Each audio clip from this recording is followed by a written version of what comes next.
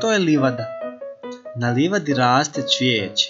Na livadi ima puno cvijeća, a cvijeće vole pčele. Pčele uvijek dolaze gdje ima mnogo cvijeća. Ovo je paso. Jeste, sad, slušaj. Pčele se skupljaju na cvijeću i kad pčela dođe na cvijet, pčela pokupi sok sa cvijeta. Sok koji se zove nektar. Pčela skuplja sok sa cvijeća. Da, pčela skuplja sok. I te. Jeste. Kad nakupi pčela puno soka u kanticu, pčela nosi sok svojoj kući. Znaš, pčela nosi sok svojoj kući, a to je kuća od pčela. Tu žive pčele. Kuća od pčela se zove košnica. Jeste, pčele žive u košnici.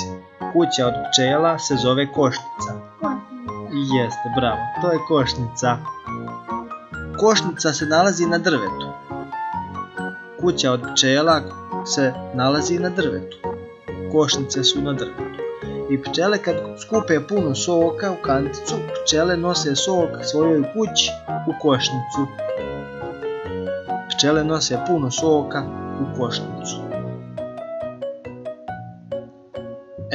U košnici se nalazi male posude gdje pčele sipaju sok od cvijeća.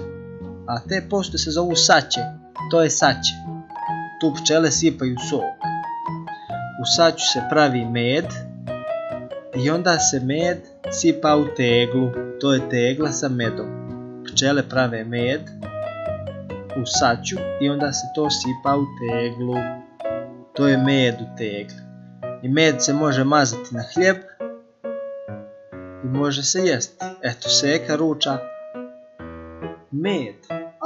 I Braco ruča med. Med je zdrav. Braco i Seka ručaju med. A znaš ko još voli med? Medo voli med. Medo voli ručati med.